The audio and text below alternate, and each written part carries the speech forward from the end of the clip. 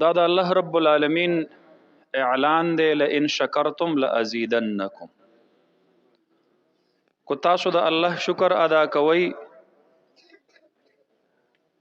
نو الله رب العالمین بس تاسو په دغه نعمت کې اضافه کوي.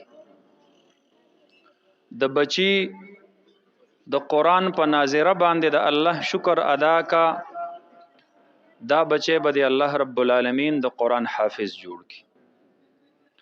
د بچی په حفظ قرآن باندې د الله شکر ادا کا، دا بچی به د الله عالم دین جوړ کی. د بچی په علم دین باندې د الله شکر ادا کا، دا بچی به د الله با عمله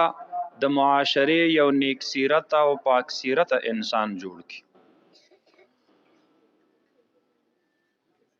د فتنو په دې زمانه کې چې د چا بچی ته الله رب العالمین د قرآن د عظیم دولت نصیب کو، د دې د الله ډیر لوی شکر ادا کی. په داسې وخت کې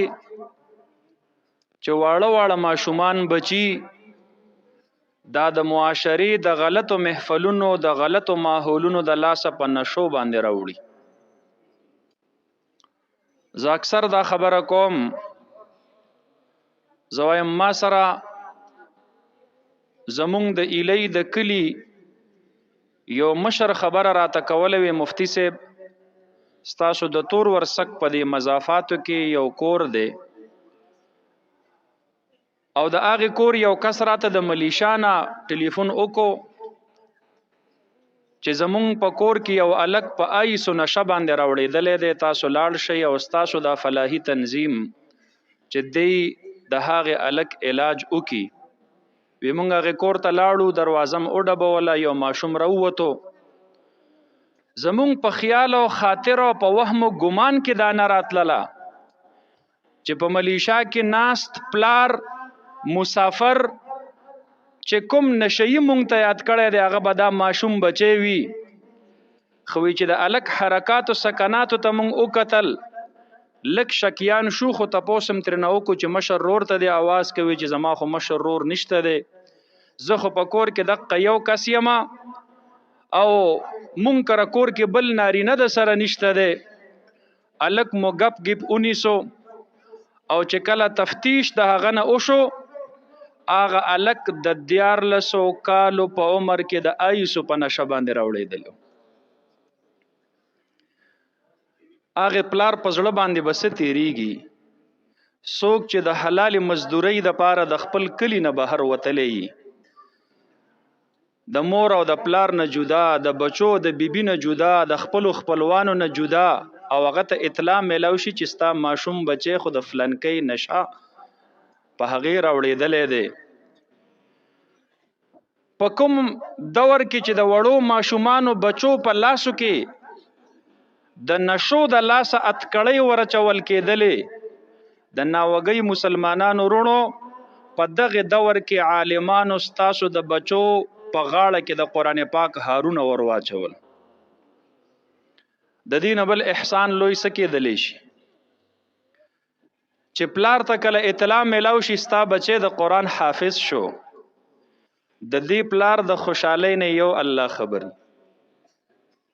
چې په دې پلار څومره خوشحالي وي. دا تاسو چې نن دلته راغلی یې،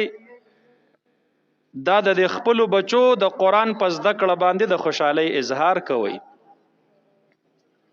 او دا ستاسو د ایمان نښه ده رونو. زه نه وایم، جناب نبی کریم صلی الله علیه وسلم فرمایي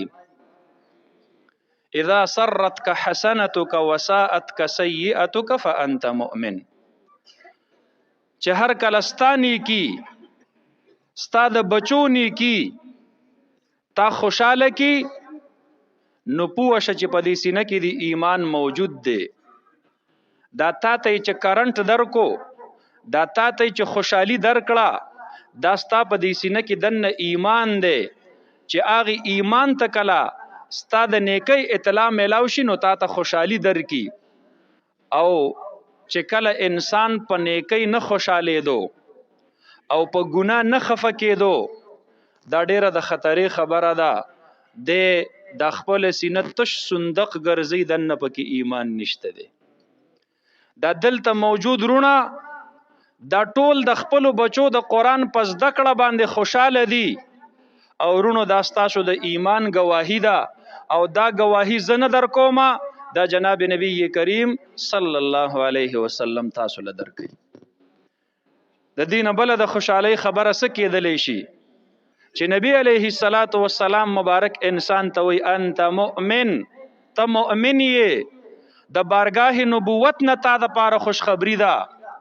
تا د پاره زیره ده. دا ستاسو نن د قرآن کریم سره دا والهانه محبت، دا د خپل بچو د قرآن کریم زده کړه باندې خوشحالي،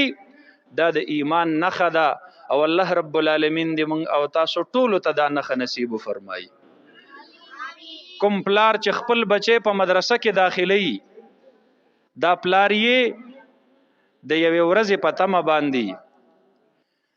د دې نننۍ ورځې انتظار دی کوي زما دا بچی به الله د قرآن حافظ جوړ کی،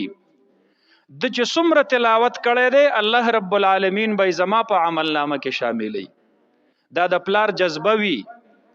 دا د مور جذبه وي، دا د رونو جذبه وي. دیندار خلق خپل بچی مدرسو کې کینی او د قرآن پاک حفظ او علم پی کوي، چې د چا د علم سره مینه وي او د چا د قرآن سره مینه وي، هغه خلق خپل بچی راولي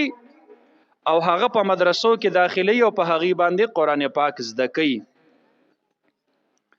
د هغه ورځې په تمه چې کو زه مړ شوم او زما بچی حافظ وو